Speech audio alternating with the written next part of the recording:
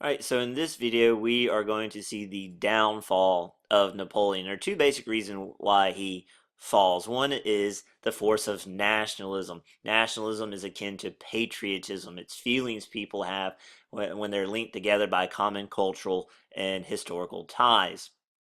And so, as Napoleon conquers Europe, the conquered people aren't going to be happy about it. It instills hatred in the people directed towards the French and unites them in their hatred, and they want to overthrow the French. A great example is Spain.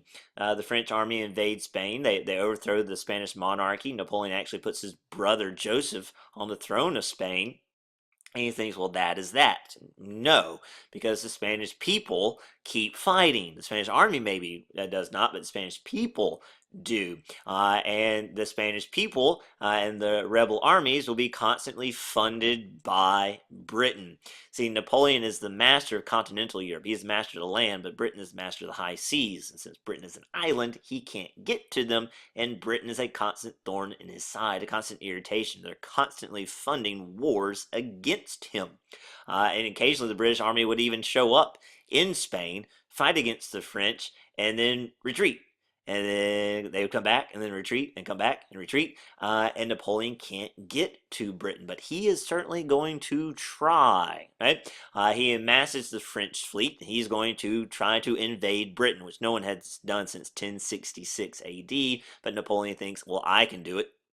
And, well, he can't, because at the Battle of Trafalgar, the French Navy is destroyed due to the leadership of the British naval commander Lord Horatio Nelson, which has been bothering Napoleon since his Egyptian campaign days, before Napoleon was even consul. It was Lord Horatio Nelson that destroyed the French fleet while it was at harbor in Egypt. It was Lord Horatio Nelson who captured the letter that Napoleon wrote to his brother talking about Josephine's affair, if you remember that story.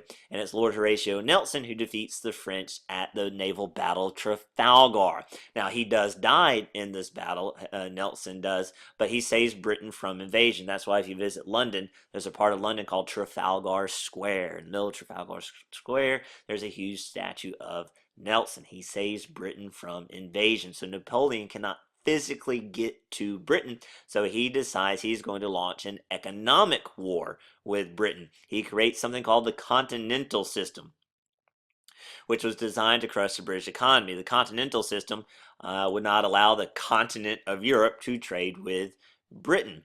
And this was a horrible idea. It didn't work. It did not destroy the British economy. It hurt it. It did not destroy it because Britain's empire is gigantic. Britain trades all over the world. It still has other trading partners like the United States. What it did do was hurt Napoleon's allies. Much of Europe relied on trade with Britain. So Napoleon's ally, like Russia, for instance, Russia's economy was devastated by not trading with Britain. So devastated that eventually Russia, Napoleon's supposed ally, abandons the continental system. And Napoleon's going to feel like he's going to have to punish Russia. And this is going to lead to another really bad decision, the invasion of Russia. So you look at the map of Europe in 1812. Napoleon controlled much of Europe, either directly through the French Empire or dependent states like Spain, which was supposedly ruled by his brother, but was in constant rebellion. That's why it's nicknamed the Spanish ulcer. It's constant drain on Napoleon's resources. So as he's trying to deal with the Spanish fiasco, he decides, I'm going to add something else to my list, and I'm going to invade Russia. And it's a horrible idea, but Napoleon thinks he can do it because he's Napoleon. His ego has grown to such gigantic portions, he believes he can do no wrong when it comes to land war.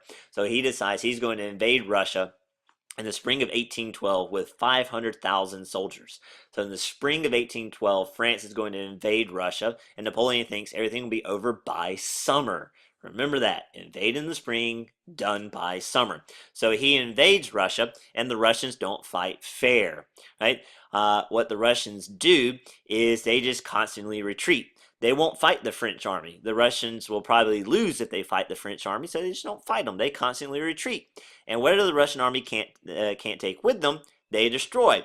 So the Russians destroy villages, they burn fields of crops, whatever they can't take with them, they destroy. So the French can't use it. See, Napoleon was counting on resupplying his army by capturing supplies. Well, the Russians won't let them do that because they destroy the supplies that they can't take with them. So what happens is the Russians retreat, retreat, retreat, and the French army follows until you get into the fall of 1812, right? And the French are stuck deep inside Russian territory and they're running out of supplies. And then it gets worse. The Russian winter hits. Remember, the French were not ready for this. They invaded in the spring, thought it'd be done by summer. So now you have a French army stuck deep inside Russia with no supplies, and winter hits. It's a disaster. Napoleon orders the retreat, but it's too late. The French army runs out of supplies. They run out of food. They start eating their own horses. Now is when the Russians begin to attack as the French retreat, and it's a devastating loss. Napoleon loses hundreds of thousands of soldiers. It's a complete disaster. All of Europe smells blood in the water, and they gang up to fight Napoleon at the Battle of Leipzig. It's nicknamed the Battle of Nations because so many nations showed up to pop Napoleon in the face, essentially. And Napoleon is forced to give up his throne, and he is exiled to the island of Elba, this small little island right off the coast of Italy. And the Europeans put the Bourbons back on the throne. They put Louis XVI's brother, Louis XVIII, on the throne. And this was a horrible idea because Louis XVIII tries to rule in the old style as an absolute monarchy. He tries to go old school. French people will have none of that. Napoleon learns of how unpopular Louis XVIII is and decides to risk it. And so Napoleon escapes Elba, sails back to France to try to take France back over. When Louis XVIII learns that Napoleon has landed in France, Louis XVIII sends a French army to capture Napoleon, but that French army he sends to capture Napoleon joins Napoleon, and so he sends another army, and that army joins Napoleon. Every army he sends to capture Napoleon joins Napoleon, and it's a disaster. Louis XVIII runs away, and Napoleon has taken France back over without firing a shot. Now, Napoleon assures his former allies, assures Europe that he no longer wants war. He just wants to be left alone, and no one buys it, particularly the British. Right? This is a British cartoon about Napoleon's exile, and there's Napoleon in the boat there, and he says, "Away from my sight, peace." And he's shooting a dove, which represents peace. Right? "Thou art hateful to me."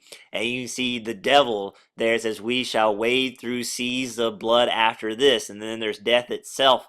"A more expert hand at my trade does not exist." Britain's like, there's no way. We do not buy that you're just going to stay at peace. You can't help yourself. You're going to cause another war. More people are going to die. We have to be rid of you. And so this is going to lead to the Battle of Waterloo. Everything goes wrong for Napoleon at Waterloo. There's a huge storm that comes up, which delays the French army, which means they cannot attack the British army when he wanted to, which gives time for Britain's ally, Prussia, to get its army to Waterloo. On top of that, Napoleon has met his match at Waterloo. The British are led by the Duke of Wellington, and the Duke of Wellington is just as smart at this point as Napoleon is, and he just outwits Napoleon at Waterloo. Napoleon has lost his touch at Waterloo, and Napoleon is defeated at Waterloo, and he has to give up his throne again, and he's exiled again.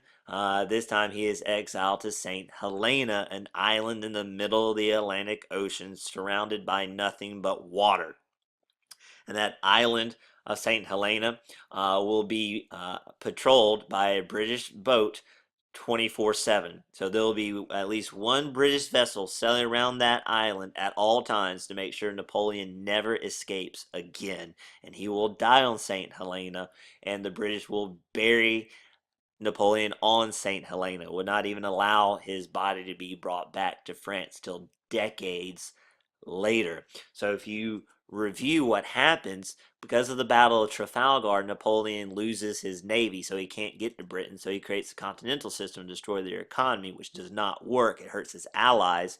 Russia leaves the continental system, so Napoleon invades in 1812, and that's a disaster because the Russians won't fight. They just keep retreating until the winter hits, And then Napoleon orders to retreat, but it's too late. That leads to his first exile to Elba, but then that leads to his dramatic return, which leads to the Battle of Waterloo, his final defeat, which leads to his second and final exile at St. Helena.